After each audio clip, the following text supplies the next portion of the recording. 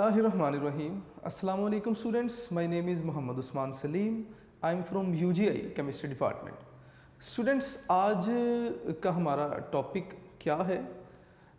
That is vapour pressure of liquid solution. Students, हम ना chemistry first year और chapter 9 पढ़ रहे हैं। इसमें हमने सॉल्यूशन स्टार्ट किया, हमने पढ़ा कि सॉल्यूशंस क्या हैं। उसके बाद हमने आइडियल नॉन आइडियल सॉल्यूशन को डिटेल में डिस्कस किया। उसके अलावा हमने रिमेनिंग टॉपिक्स को भी डिस्कस किया। आज का हमारा topic vapour pressure of liquid solution. अब लिक्विड सॉल्यूशन दो तरह के होते हैं, आइडियल और नॉन आइडियल। ठीक है, तो इसका मतलब हम बात को आइडियल और नॉन आइडियल सॉल्यूशन के लिहाज से डिस्कस करेंगे। अब आइडियल सॉल्यूशन क्या थे? हमने कहा था कि जिनकी हम फ्रैक्शनल डिस्टिलेशन कर सकते हैं उन्हें हम जियोट्रॉप्स भी कहते हैं, और mostly they lie in category of ideal solution. तो इसका मतलब कहीं ना कहीं हम यहाँ पर फ्रैक्शनल डिस्टिलेशन को भी डिस्कस करेंगे।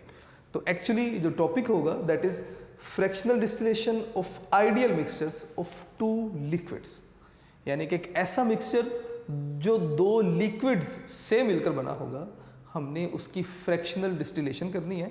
और उसके बाद फिर हम फर्दर आगे जियोट्रॉप्स को इस डिस्टिलेशन के लिहाज से ही एक्सप्लेन करेंगे कि व्हाट आर जियोट्रॉप मिक्सचर्स। तो स्टार्ट करते हैं जी हमारा आज का काम, that is fractional distillation of ideal mixture of two liquids. Students, अपनी बात को थॉरोली स्टार्ट करने से पहले मैं चाहूँगा कि मैं एक्सप्लेन करूँ कि आइडियल मिक्सचर्स क्या हैं। तो बात मैं दोबारा से आइडियल मिक्सचर से ही स्टार्ट करूँगा। हमारे जितने भी ये लेक्चर्स हैं ये कॉन्टीन्यूटी हैं लास्ट लेक्चर्स की। अगर आपने पीछे वाले लेक्चर्स अच्छे तरीके से कॉन्सेप्ट के साथ सुने हैं तो आपके लिए इन लेक्चर्स को सुनना समझना आसान होगा। तो सबसे पहले जी आइडियल मिक्सचर क्या है? कहते हैं जी कि ऐसे मिक्सचर्स जो ओबे करते हैं रॉल्स लॉ को। तो मैं यहाँ पे लिखूंगा जी obey Raoult's law, RAOULT, Raoult's law. और रॉल्स लॉ क्या था? मैंने कहा था जी कि ग्राफ है, वेपर प्रेशर कंपोजिशन ग्राफ, और अगर ये ग्राफ स्ट्रेट लाइन आएगा तो इसका मतलब लिक्विड क्या करता है? रॉल्स लॉ को ओबे कर रहा है। दूसरे नंबर पे मैंने आपसे कहा था कि इस केस में जो वॉल्यूम ऑफ सॉल्यूशन है, वॉल्यूम ऑफ सॉल्यूशन ये इक्वल था सम ऑफ वॉल्यूम ऑफ कंपोनेंट्स। यानी कि अगर मैं बहुत सिंपल बात करूं तो इस केस में जो चेंज इन वॉल्यूम है del V should be equal to 0, यानी कि जितना टोटल वॉल्यूम है कंपोनेंट्स का उतना ही टोटल वॉल्यूम होगा सॉल्यूशन का। थर्डली स्टूडेंट, मैंने आपको बताया था कि इस केस में डेल एच यानी कि चेंज इन इंथैल्पी या enthalpy of solution that is equal to 0, यानी कि ना तो हीट इवॉल्व होगी ना ही हीट अब्जॉर्ब होगी। ठीक है, इन सारी इंफॉर्मेशन को हमने डिस्कस किया था on the basis of forces of attraction between solvent solute particles. ठीक है, तो अब लास्ट में ना हम एक और बड़ी इंपॉर्टेंट लाइन क्या थी कि हम कंपोनेंट ऑफ सॉल्यूशन को या कंपोनेंट ऑफ मिक्सचर को सेपरेट कर सकते हैं बाय फ्रैक्शनल डिस्टिलेशन। तो मैं यहाँ पे वो लाइन लिख रहा हूँ जी कि component of mixture, component of mixture can be separated by fractional distillation, fractional distillation. लें जी, हमारा मेन काम यही होगा कि हम इस टॉपिक में फ्रैक्शनल डिस्टिलेशन करवाएंगे मिक्सचर की, और मिक्सचर के जो कंपोनेंट हैं उनकी सेपरेशन करवाएंगे। सेपरेशन के बाद हम देखेंगे कि बिफोर सेपरेशन कंपोजिशन क्या थी और आफ्टर सेपरेशन यानी कि कंपोजिशन में चेंज को हम डिस्कस करेंगे कि इधर कंपोजिशन ऑफ मिक्सचर चेंजेस और नॉट। तो इसी बिना पर हम जियोट्रोप्स या एजियोट्रोप्स को भी डिफाइन करेंगे। स्टूडेंट्स, बात मैं कर रहा था जी आइडियल मिक्सचर की, तो इसकी ना हम एग्जाम्पल ले लेते हैं। पहली बात तो आपने याद रखना है कि no mixture is perfectly ideal.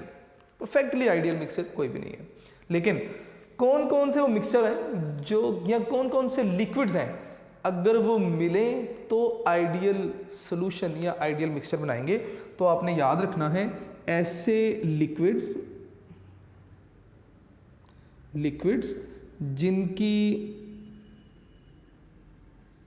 जिनकी molecular shape,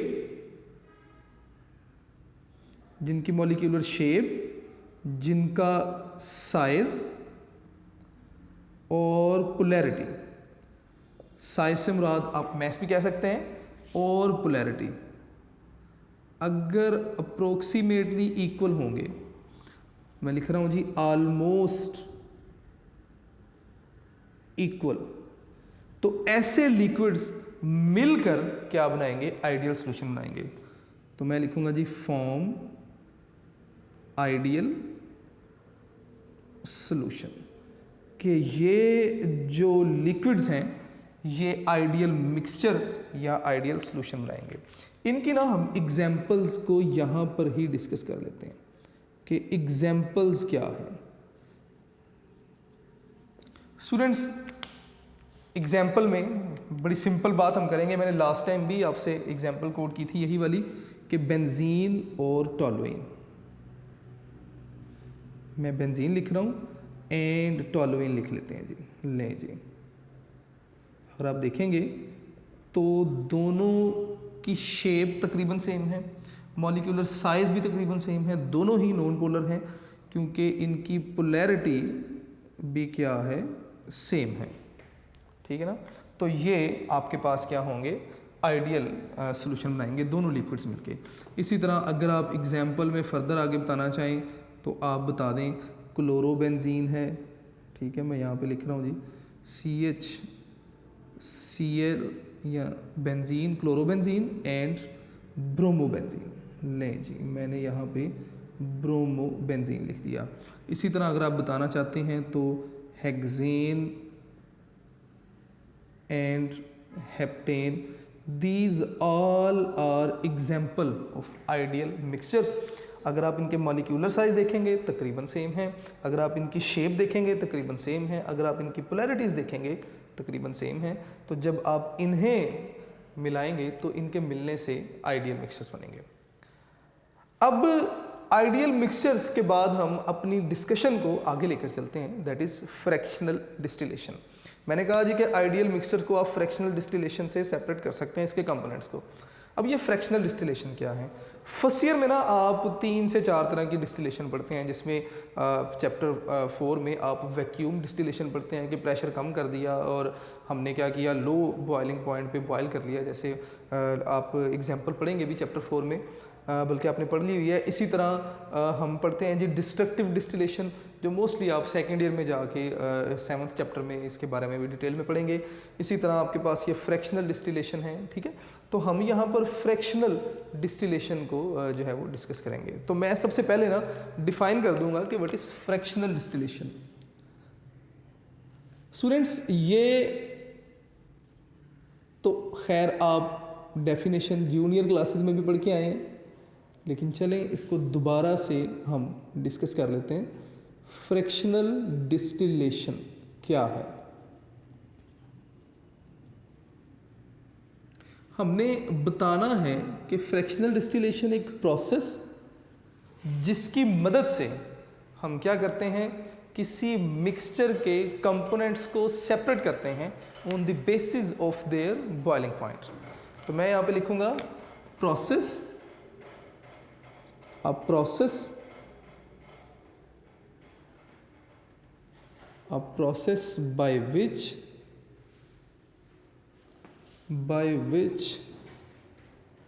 components of a mixture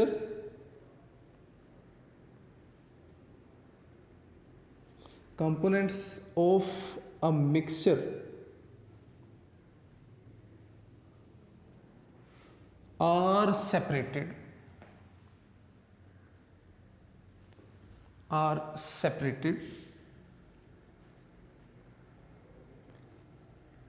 on the basis of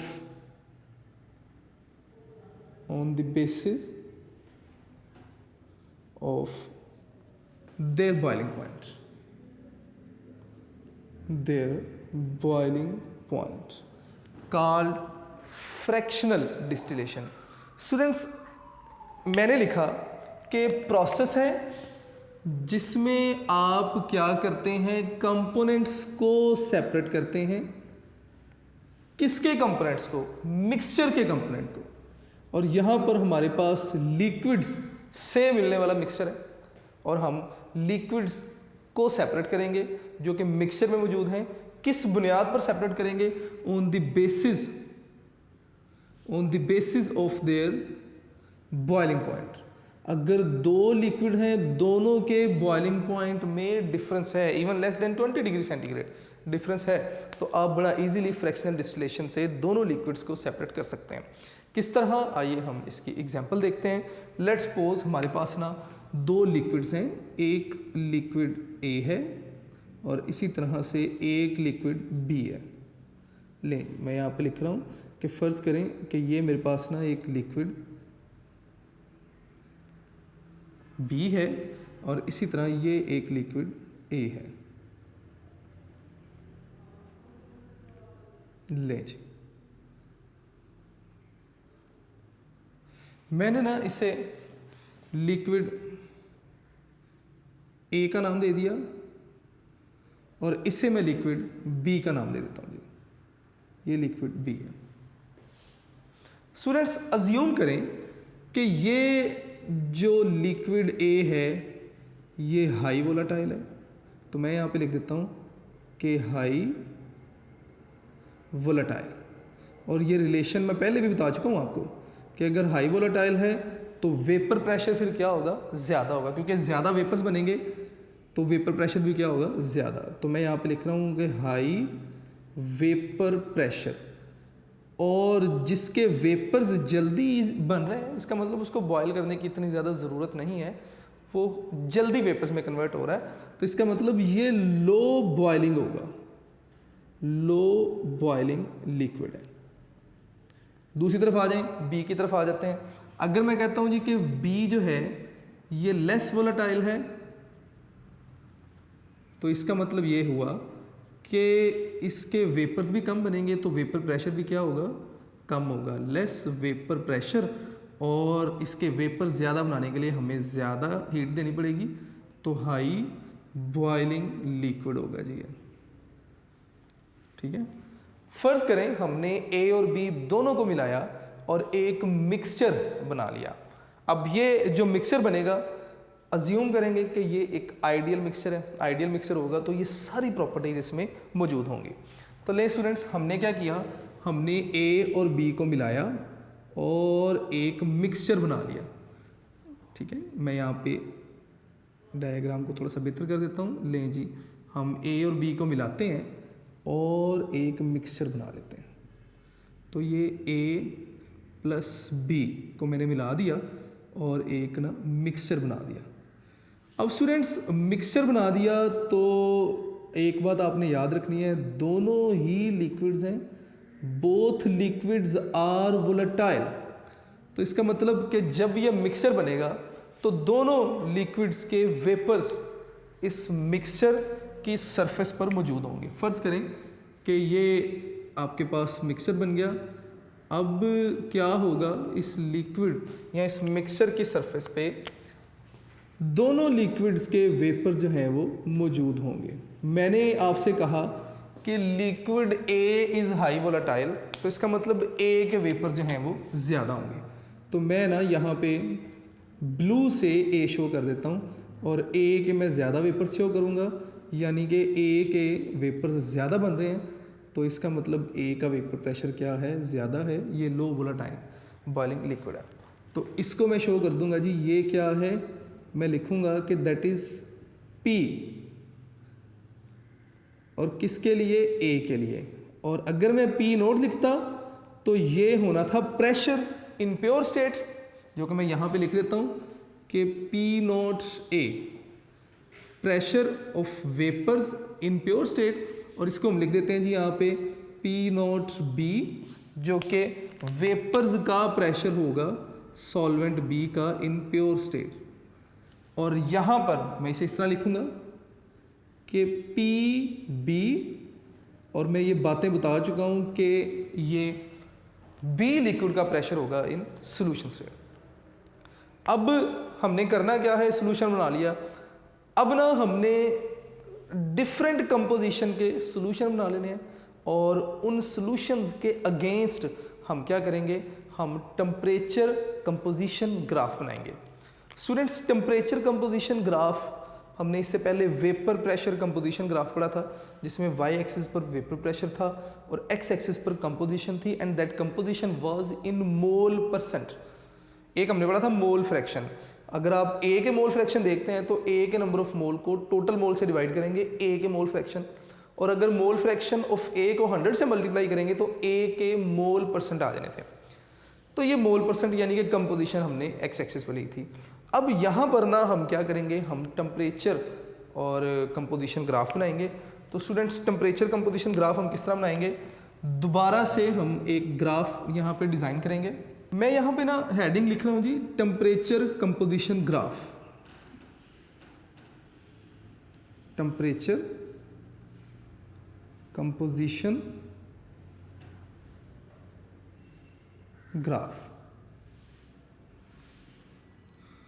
students, ये टेम्परेचर कंपोजिशन ग्राफ बिल्कुल वैसा ही है जैसे आपने वेपर प्रेशर कंपोजिशन ग्राफ पढ़ा था, लेकिन ये रिवर्स होगा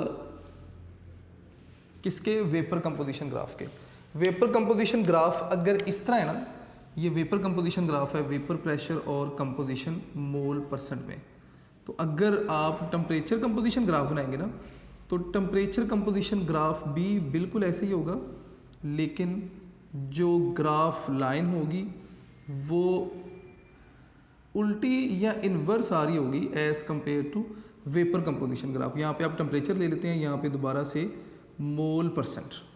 तो अगर आप देखेंगे कि बिल्कुल वैसा ही ग्राफ है, सिर्फ जो ग्राफ कर्व है ना वो ऑपोजिट हो जाती है वेपर प्रेशर कंपोजिशन ग्राफ के। ठीक है, तो टेम्परेचर कंपोजिशन ग्राफ आपने क्या करना है, आपने वाई एक्सिस पर टेम्परेचर ले लेना है जो कि अपवर्ड क्या होगा, इंक्रीज होगा, और इसी तरह एक्स एक्सिस पर आपने कंपोजिशन ले लेनी है, और कंपोजिशन कौन सी होगी, मोल परसेंट में। तो मैं यहाँ पर ना मोल परसेंट कंपोजिशन लिख देता हूँ, ये एक्स एक्सिस पर है और इस तरफ इंक्रीज होगी।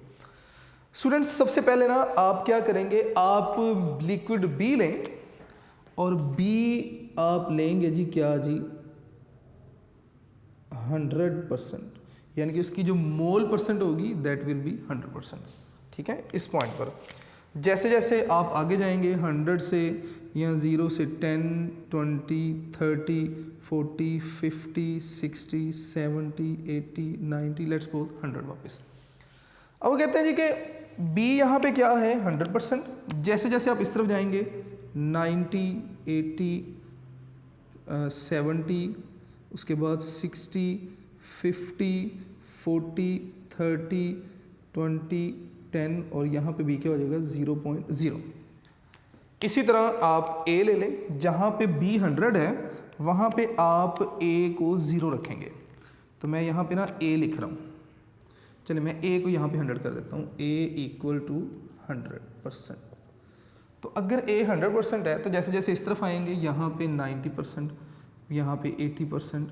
ठीक है, मैं यहाँ से शुरू कर रहा हूँ 0, 10, 20, 30, 40, 50, 60, 70, और इस तरह आपके पास ए आ जाएगा जी। अब होगा क्या, जब आप इसका टेम्परेचर जो है कंपोजिशन ग्राफ देखेंगे तो जब B 100% था तो B जो था वो हाई वोलाटाइल लिक्विड था। अगर आप डायग्राम देखेंगे तो यहाँ पे मैंने लिखा भी था कि B हाई बॉइलिंग लिक्विड है, तो इसका मतलब B का जो बॉइलिंग पॉइंट है वो ज़्यादा होगा। लेट्स सपोज ये क्या है टेम्परेचर, ये B का बॉइलिंग पॉइंट है, तो मैं बॉइलिंग पॉइंट ऑफ B लिख रहा हूँ यहाँ पे, ठीक है। और A low boiling mixture liquid था हमारे पास मिक्सचर में, तो मैं ना यहाँ पे कहीं पे पॉइंट A मार्क कर देता हूँ। ये बॉइलिंग पॉइंट होगा किसका जी, 100% A का ही होगा ये सारा बॉइलिंग पॉइंट ऑफ A, ये A का बॉइलिंग पॉइंट है। स्टूडेंट्स अगर आप ग्राफ ड्रॉ करेंगे तो ये बिल्कुल स्ट्रेट लाइन ग्राफ आएगा आपके पास, और अगर आप सॉल्यूशन मिक्सचर को लिक्विड स्टेट और वेपर स्टेट में देखना चाहते हैं तो आपके पास स्ट्रेट लाइन के ऊपर और नीचे दो कर्व्स आएंगे। जो ऊपर वाली कर्व है वो वेपर कर्व कहलाएगी और नीचे वाली जो कर्व है वो लिक्विड कर्व कहलाएगी। तो मैं ना सबसे पहले तो स्ट्रेट लाइन ड्रॉ कर देता हूँ ताकि मैं अपनी जो फर्दर ग्राफ है उसे कंप्लीट कर पाऊँ। लें जी, मैंने ये स्ट्रेट लाइन ड्रॉ की, इस स्ट्रेट लाइन के ऊपर एक कर्व आएगी और इसी तरह एक कर्व नीचे आएगी। मैं ऊपर वाली कर्व पहले बना रहा हूँ, लें जी ये ऊपर वाली कर्व है, और इसी तरह एक डाउनवर्ड कर्व भी आएगी। तो जो डाउनवर्ड कर्व है मैं उसे ब्लैक से लिख रहा हूँ जी, लें जी एक कर्व ये आ गई। मैं इस स्ट्रेट लाइन को अब यहाँ से रिमूव कर रहा हूँ ताकि मैं अपना बाकी काम नीटनेस के साथ कर पाऊँ। अब ये जो कर्व आ गई ना, ये आपके पास ऊपर वाली कर्व जी वेपर कर्व कहलाएगी, यानी कि इन टेम्परेचर पर सॉल्यूशन वेपर फेज में होगा, और जो नीचे वाली कर्व है ये लिक्विड कर्व कहलाती है, यानी कि इन सॉल्यूशन पर जो टेम्परेचर पर लिक्विड जो है वो सॉल्यूशन लिक्विड फेज में होगा। फ़र्ज़ करें आप किसी एक कंपोजिशन पर जो है ना वो देखना चाह रहे हैं जी ग्राफ को। मैंने लेट्स सपोज ये जो कंपोजिशन थी 80 और 20%, मैं इस कंपोजिशन पर ग्राफ को स्टडी करना चाह रहा हूँ 80% 20%। तो मैं क्या करता हूँ, मैं यहाँ से एक लाइन ड्रॉ करता हूँ अपवर्ड, ठीक है। मैं एक लाइन ड्रॉ करूँगा जी अपवर्ड, और ये जो लाइन है ये लिक्विड फेज को या लिक्विड कर्व को जिस पॉइंट पर जाके स्ट्राइक करेगी, इस टेम्परेचर पर इस कंपोजिशन वाला जो मिक्सचर है वो बॉयल करना शुरू कर देगा। आप क्या करें, आप इस लाइन को ना टाई लाइन बना दें, यानी कि आप इसे टेम्परेचर एक्सिस पर इस तरफ भी मिला दें और टेम्परेचर एक्सिस पर इस तरफ भी मिला दें। लें जी, जिस पॉइंट पर ये कर्व टच करेगी वेपर फेस को, आप उस पॉइंट से नीचे आ जाएं, ठीक है। तो आपको जो कंपोजिशन नीचे मिलेगी, मैं इसको ना ग्राफ को थोड़ा सा एडजस्ट कर रहा हूँ ताकि मैं उन वैल्यूज़ पर जा सकूँ जो बुक में वैल्यूज़ गिवन है, ठीक है। तो मैं ना इस ग्राफ को कुछ इस तरह से बना रहा हूँ जी। मैंने इस लाइन को जब आगे टेम्परेचर एक्सिस पर ही एक्सटेंड किया, तो जिस पॉइंट पर वेपर फेस या वेपर कर्व के साथ ये लाइन टच हुई, अगर मैं वहाँ से डाउनवर्ड लाइन ड्रॉ करूँ तो ये आके मिल रही है जी किसे, 70-30 वाली कंपोजिशन को। अब ज़रा आपने गौर से सुनना है, जो थोड़ा सा मुश्किल इसमें बात थी वो यहाँ पर ही है। होगा क्या, आपके पास सबसे पहले एक लिक्विड था और इस लिक्विड में आपके पास कंपोजिशन क्या थी इस मिक्सचर में, कंपोजिशन ये थी कि 80% B था और 20% A था। तो मैं यहाँ पे लिख रहा हूँ जी कि इस मिक्सचर में क्या था, B था जी कितना 80% और A था जी कितना 20%। आपने इस मिक्सचर को हीट करना शुरू किया, टेम्परेचर बढ़ाते गए मिक्सचर जो था वो बॉयल होना शुरू हो गया। मिक्सचर बॉयल होना शुरू हुआ तो मिक्सचर के ऊपर वेपर्स बनने शुरू हो गए।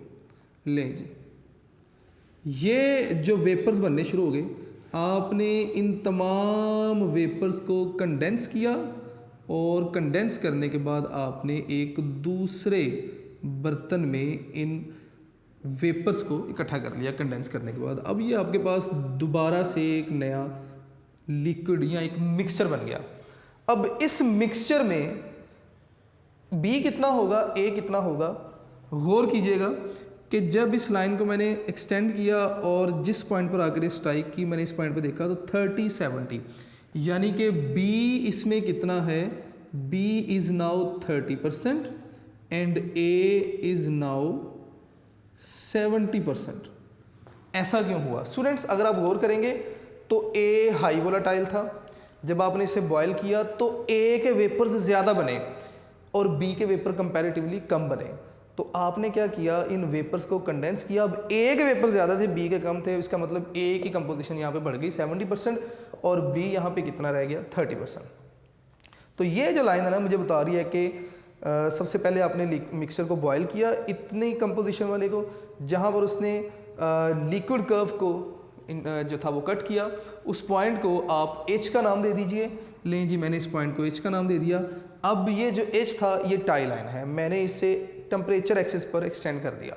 उसके बाद जब ये लाइन जो है वो इंटरसेक्ट करेगी जाके वेपर को, तो यहाँ पर ना आप इस लाइन को डाउनवर्ड एक्सटेंड कीजिए। ये कंपोजिशन होगी जो वेपर्स थे उनकी, उनमें लिक्विड A और B की। अब दोबारा आप इस मिक्सचर को हीट करें, दोबारा से इसके ऊपर वेपर्स बनने शुरू हो जाएंगे। दोबारा आप इन वेपर्स को क्या करें, कंडेंस करें। मैंने यहाँ पे लिखा था जी वेपर्स को कंडेंस कर देना आपने। दोबारा से आप इन वेपर्स को कंडेंस करें, ठीक है। तो आपके पास दोबारा से एक मिक्सचर आ जाएगा और इस मिक्सचर में कितने परसेंट A होगा, कितने परसेंट B, आप इस ग्राफ से देख सकते हैं। कैसे? आप क्या करेंगे, आप ना इस, अब एक्चुअली इस केस में मिक्सचर आपके पास ये है 30 70, आप इसका टेम्परेचर बढ़ाएं, यहाँ पर आके लिक्विड बॉयल होना शुरू हो गया। जब ये मिक्सचर बॉयल होना शुरू हो जाएगा तो अब आपने दोबारा से क्या करना है, आपने इस लाइन को ना एक्सटेंड कर देना है जी दोनों तरफ। तो ये आपके पास टाई लाइन आ गई, ये इस पॉइंट पर आके दोबारा से वेपर फेस को इंटरसेक्ट करेगी और इस तरफ भी अगर आप बढ़ा देंगे तो ये टाई लाइन इस तरह चलती जा रही है। स्टूडेंट्स, इस पॉइंट पर ये लाइन हमें डाउनवर्ड आप ले जाएं, ये आपके पास कंपोजिशन आ जाएगी और ये तकरीबन 95% जो है वो इसमें क्या होगा जी, A होगा और अब तकरीबन 5% इसमें क्या होगा, B होगा। दोबारा से आप इसे हीट करें, अब दोबारा से वेपर्स बनेंगे और दोबारा से इन वेपर्स को आप कंडेंस कीजिए। जब दोबारा कंडेंस करेंगे तो आप देखेंगे कि तकरीबन अब इसमें A जो है ना 100% तकरीबन A ही होगा, B इसमें मौजूद नहीं होगा। तो आपने देखा कि हम बार बार जो है वो कंडेंस करते गए और इस तरह हमने बॉइलिंग पॉइंट की बेस पर दोनों कंपोनेंट्स को अलहदा कर लिया। पहले हमारे पास मिक्सचर में 20% A था, अब हमारे पास 100% A आ गया, यानी कि हमने कंपोनेंट की सेपरेशन कर दी। तो इस तरह ये प्रोसेस आपके पास फ्रैक्शनल डिस्टिलेशन कहलाता है। लास्ट में स्टूडेंट हमारे पास डेफिनेशन आ जाती है जियोट्रॉप मिक्सचर की। जियोट्रॉप मिक्सचर क्या है, आपने बताना है कि ऐसे मिक्सचर जिनमें लिक्विड मिक्सचर जिनमें वो कहते हैं जी डिस्टिलेशन हो जाती है, किसके साथ, with a change in composition. ऐसे लिक्विड मिक्सचर जो कि डिस्टिल होते हैं with a change in composition are called zeotropic mixture. मैं यहाँ पे लिख देता हूँ जियोट्रॉपिक मिक्सचर के लिए आपने ज़रूर जियोट्रॉपिक मिक्सचर की डेफिनेशन को साथ में बताना है कि mixture which distil with a change in composition are called zeotropic mixture. Mixture which distill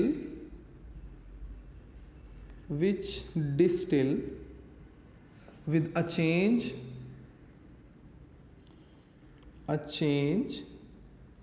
in composition are called zeotropic